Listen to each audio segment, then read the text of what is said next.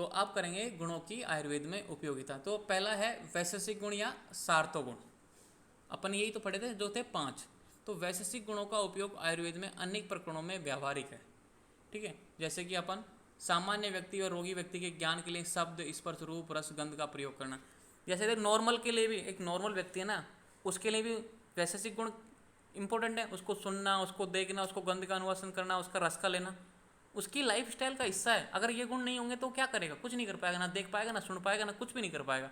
और अपन को पेशेंट ठीक करना है, क्योंकि आयुर्वेद में अपन डॉक्टर बन रहे हैं, चिकित्सक बन रहे हैं, तो अपने लिए क्या यूजफुल है? तो कोई पेशेंट आएगा अपने पास तो अपन उसको देखेंगे, आंखों का यूज हुआ, अपन उसको स्पर्श करेंगे।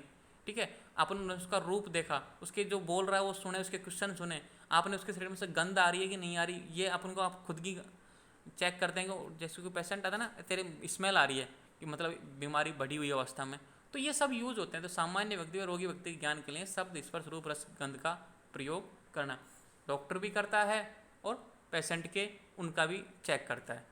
तो डॉक्टर ये सब शब्द उस व्यक्ति के, जो पेशेंट है उसके बोलेगा तो सुनेगा।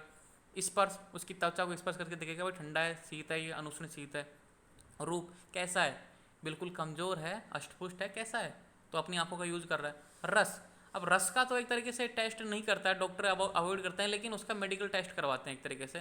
क्यों ऐसे थोड़ी करेगा भाई डॉक्टर चख के बताएगा, नहीं। वो क्या होता है, मेडिकल टेस्ट में आ गया आजकल। मेडिकल टेस्ट हो गया आजकल, मतलब एक तरह से एडवांस हो गए। तो इस रस के उसके मतलब बोलते हैं ना, उसके थूक का लेके, उसके स्टूल का लेके ऐसे सैंपल जांच करते हैं। गंध, उसको गंध ऑटोमेटिक पता लग जाती है, इसमें अच्छी गंध आ रही है कि बेकार गंध आ रही है। तो ये डॉक्टर यूज करता है। गुरुवादी गुणों का क्या यूज है? इन्हें शारीरिक गुण भी कहा जाता है। ये आपको पता है, अपन ने पहले लिख दिया था भाई, इनको शारीरिक गुण भी बोला जाता है। शरीर के दोष, धातु, मलों की प्रवृत्तियां इन्हीं गुणों द्वारा बताई जाती हैं। अपन ने पढ़ा था कि भाई गुरु गुण, लघु गुण, गुरु मंदी सांद्र 20 गुणों का वर्णन किया था डिटेल में। 3 क्लास लगी थी इसमें अपनी। ठीक है, और उसमें मैंने बताया था भाई कौन धातु वर्धक है, कौन कफ वर्धक है, कौन वात वर्धक है, कौन सा महाभूत इसमें प्रदान है। ठीक है, क्या काम करता है, ये सारी चीज़ अपन ने पढ़ी थी। कैसा पेशेंट आए, मान लो कि स्थूल्य पेशेंट आ गया तो कैसे गुण यूज लेना है, कमजोर पेशेंट आ गया तो कैसे गुण लेना है। तो सारी ट्रीटमेंट चिकित्सा वही तो थी, वहीं पर तो सीख रहे थे अपन। वो सारे अब क्वेश्चन आए 10 नंबर में आ गया, मतलब गुरुवादी गुणों की चिकित्सा उपयोगिता बताओ। तो आप सारे 20 गुणों की लिख दो अपने हिसाब से, मैंने जो बताई थी, समझाई थी आपको। तो इन्हें शारीरिक गुण कहा जाता है। शरीर के दोष, कौन सा दोष बढ़ा रहा है, कौन सा घटा रहा है। धातु, कौन सा धातु वर्धक है, कौन सा धातु नाशक है। मलो, कौन सा मल प्रवर्तक है, कौन सा मल को रोकता है। इन्हीं गुणों द्वारा बताई जाती है। गुरुवादी गुणों में अपन ने डिस्कस किया था ये पूरे डिटेल में। कारण व कार्य, सभी द्रव्यों के कार्य इन्हीं गुणों द्वारा प्रकट किए जाते हैं। सिंपल सी बात है, जैसे अपन कोई चिकित्सा करेंगे भाई, इसको लघुत्व गुण उत्पन्न करना है, इसको शीतत्व गुण उत्पन्न करना है, इसको ठीक है पिच्छल्य गुण उत्पन्न करना है, जितने भी मतलब अपोजिट गुण तो उत्पन्न करना है। जैसे कोई पेशेंट आया, उसमें गुरुत्व गुण ज़्यादा है, ठीक है, तो उसके अपोजिट गुण वाले लघुत्व गुण वाले देने। तो ये सब जितने भी कारण व कार्य जो भी होता है सब गुरुवादी गुणों में ही होता है। आचार्य चरक ने आहार के भेद से भी शारीरिक गुणों की दृष्टि से बताए हैं।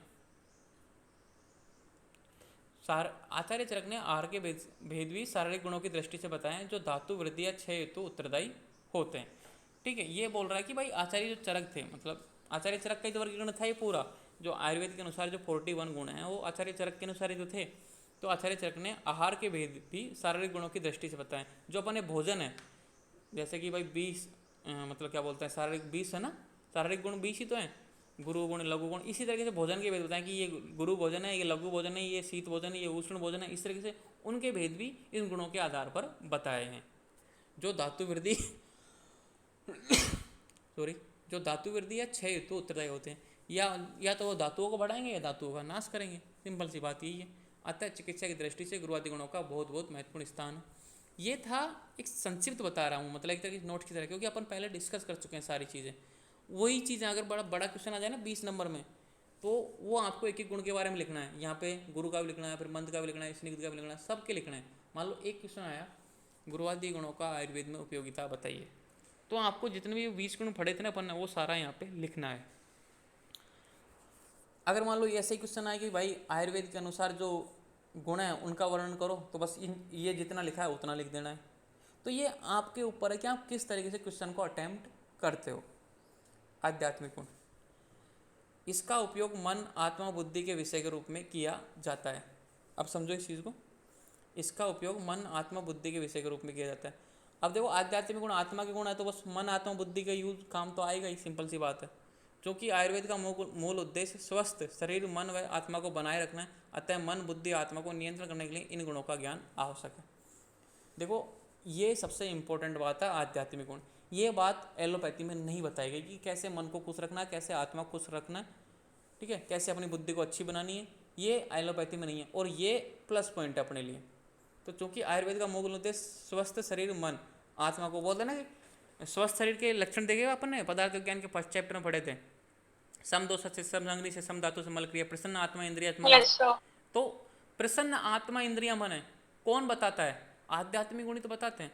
तो चूंकि आयुर्वेद का मूल उद्देश्य स्वस्थ शरीर मन व आत्मा को बनाए रखना, अतः मन बुद्धि आत्मा को नियंत्रण करने के लिए अगर इन गुणों को इनको ठीक करना है, इनको जानना है, इनको समझना है, तो आध्यात्मिक गुण आने चाहिए। आध्यात्मिक गुणों का ज्ञान सत्वाज चिकित्सा का मूल है। कहने का मतलब सत्वाज चिकित्सा। और सत्वाज चिकित्सा में किसकी चिकित्सा होती है? जो ये मंत्र जब तप करते हैं ना, एक तरीके से ये आत्मा के लिए, मन की शांति के लिए, ये सारी चीज़ें वो सत्वाज चिकित्सा में आध्यात्मिक गुणों का यूज होता है। और अपन ने सत्वाज चिकित्सा फर्स्ट चैप्टर में करवाई हुई है, मैंने परिभाषा भी लिखाई हुई है। अब देखो पराधी गुणों का, रोगी परीक्षा, औसत द्रव परीक्षा, द्रवों की परीक्षा, द्रवों को पृथक करना, द्रवों का मेल यानी संयोग आदि में पराधी गुणों का विशेष महत्व सिद्ध होता है। जैसे 10 गुण है पराधी गुण, क्वेश्चन आ जाता है पराधी गुणों की चिकित्सा की दृष्टि से उपयोग सिद्ध करो, तो आपको 10 गुणों का यूज लेना है। जैसे पहला गुण था पर, कि भाई मेडिसिन सेलेक्टेड में सबसे श्रेष्ठ औषधि चुननी चाहिए। अपरत्व दूसरा गुण है परत्व। तो इस गुण से अपन को पता चलता है कि भाई सबसे बेकार औषधियों का हमको चयन नहीं करना चाहिए। फिर आ जाता है संख्या, ठीक है, दोषों को समझने में, रोगों को समझने में संख्या का यूज होता है आयुर्वेद मतलब चिकित्सा में, ठीक है। फिर आ जाती है युक्ति, रोगों को दूर करने के लिए एक परफेक्ट रणनीति तैयार करनी चाहिए। ऐसे आप 10 गुणों की एक एक लाइन लिखोगे तो एक पेज तो ऐसे ही भर जाएगा। तो समझ रहे हो मैं क्या बोलना चाह रहा हूँ? तो अपन ने एग्जाम्पल जो क्वेश्चन का आंसर था पहले ही कर लिया, तभी तो मैं बिल्कुल स्लो चल रहा था, बिल्कुल धीरे चल रहा था। 5 क्लास 6 क्लास कितनी क्लास हो गई देखो आपको गुण में, कम से कम 12 से 13 क्लास हो गई गुण में, तभी तो मैं बिल्कुल धीरे चल रहा था। तो क्योंकि क्वेश्चन का आंसर वहीं छिपा हुआ था, बस आपके प्रेजेंट करने पर डिपेंड करता है। तो ये हो गए पराधी गुण। अब देखो द्वंद्व गुण व उनके मुख्य कार्य, ये अपन ने पहले कर लिया था कि वही द्वंद्व गुण कौन है? गुरु शीत स्निग्ध, गुरु का विपरीत क्या है? लघु, शीत का विपरीत क्या है? उष्ण, स्निग्ध का विपरीत क्या है? लुप्त। ये अपन ने कर तो लिया था साथ में 20 के 20, इनको बोलते हैं द्वंद्व गुण। द्वंद्व गुण इसलिए बोलते हैं Yes, sir. एक के विपरीत होता है। और इनके कर्म अपन ने सामने लिख दिए थे कि भाई गुरु का व्रण है, शीत का स्तंभन है, लघु का लंघन है, उष्ण का स्वेदन है, रुक्ष का शोषण है, सर का प्रेरणा, ये अपन ने साथ में कर लिए थे। तभी तो मैं बता रहा हूँ एक बार जब बेस तैयार हो जाता है ना तो टाइम नहीं लगता है। तो इनके देख व्रण क्या है, स्तंभन क्या है, क्लेदन क्या है, धारण क्या है, सलतन क्या है, समन क्या है, सालन, प्रोपण, संवरण, प्रसादन, लंघन, स्वेदन, शोषण, प्रेरण, दृढ़ीकरण, इनके बारे में डिटेल में स्टडी किया अपन ने, एक एक गुण के बारे में। गुरु के बारे में डिटेल में स्टडी किया है ना, पूरा आधा पेज था उसमें। शीत के बारे में किया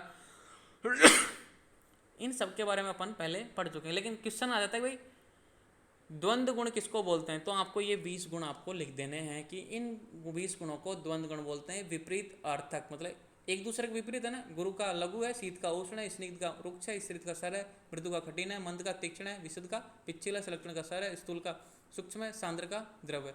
और मैंने आपको बताया था गुरु मंदी स्निग्ध सलक्षण सांद्र मृदु स्थिर, वो श्लोक आपको याद होना चाहिए, बहुत ज़्यादा इंपॉर्टेंट श्लोक है। और ये 20 गुणों का आपको याद होना चाहिए, इनके मुख्य कर्म आपको याद होने चाहिए कि ये क्या काम करते हैं। और गुरुवादी गुण इंपॉर्टेंट है, उनका डिटेल डिस्क्रिप्शन आपके एग्जाम में पक्का आएगा। मैं आज बोल रहा हूँ आपसे कि उसमें से क्वेश्चन आता ही आता है, या तो गुरुवादी गुण आएगा या परादी गुण आएगा। ये बात आप लिख के ले लो, दोनों में से एक क्वेश्चन बड़ा क्वेश्चन आता है 10 या 20 नंबर में। तो गुरुवादी गुणों को अच्छे से पढ़ना और परादी गुणों को भी अच्छे से पढ़ना, ठीक है। इस तरीके से चैप्टर नंबर 3 पूरा होता है। तो मैं क्लास डिसमिस कर रहा हूँ, दोबारा से ज्वाइन होना, ठीक है। Yes.